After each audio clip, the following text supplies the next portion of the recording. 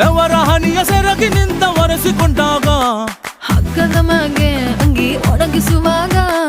ನಿನ್ನ ಮೈಯ ವಾಸನೆಯು ನೆನಪಾದಾಗ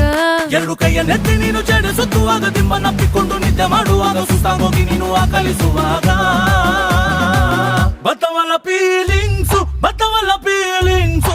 ಬಂದು ಮುಚ್ಚಾಗ್ತಾವೆ ಫೀಲಿಂಗ್ಸು ಬತ್ತವಲ್ಲ